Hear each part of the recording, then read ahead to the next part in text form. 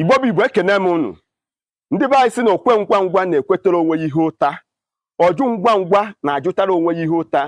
Na ọ tara amụ ebiri na o ji ibi ụgwọ. Ikekwe oge ihe na-esiri gị ike, ị na-ama ka ọsa, na-ama ka mbara, na-ama ka awọ, n'ụlọ ekpere dị iche iche, n'ụlọ ụka dị iche iche, be dibịa dị iche iche, jee na-ekwe nkwa na ọlta dị iche iche. Ihe wee tụghaziere gị, ihe gabara gị ọfụma, ichefuzie nya bụ nkwa ka ije mezue nkwa ahụ ikwere. Ọkụkọ sị na mma ichebunata onye hụrụ m ọdụ n'ụdị mmiri. Ọ bụrụ na ikwere nkwa bụ isiokwu kama na imejugo nkwa ahụ imere. Onye kpatara ọtụtụ ndị be anyị na-asị na a na-ata ha amoosu, na ha amaghị ihe na-eme ha, na ha na-aya ndị ọgbanuke, na ha na-aya ndị otu.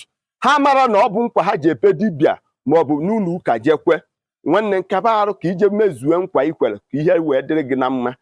Every altar o nwere mmụọ bi na ya nụ.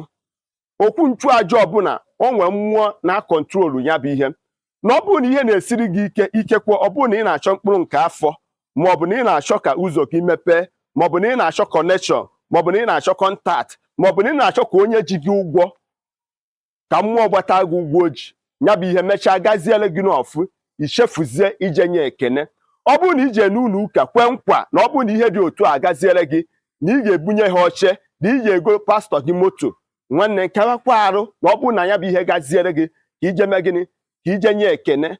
N'aka nke ịbụọ, ọ bụrụ na ije ebe dibịa jekwe nkwa na okwu nchụaja na-arụ nsị, si na ọ bụrụ na ihe dị otu a agbanwee gaziere gị, na ị ga-akpụta efi, maọbụ na ị ga-emeri dibịa nke maọbụ nke ọzọ. Nwanne m kabaka arụ ka imejuo ya bụ ihe.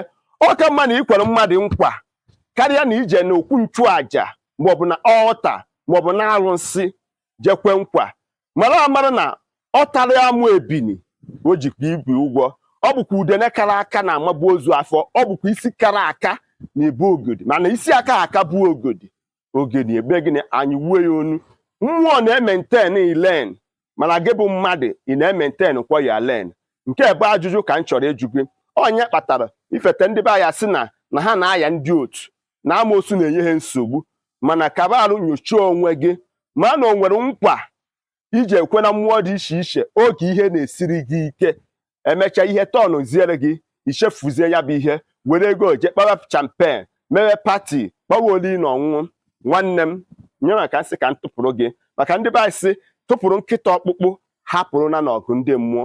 Onye a gwara kwe, afọ ọzọ a ga-agwakwa ya. Ndewo, aka mbụ nwanne gị bụ Maazị UC. Cheta na ndị be anyị sị na ọ bụrụ na ọnwa eburu oji eji wee chụọ aja, emesịa ọ ga-epu ome. Ama na ntị dị.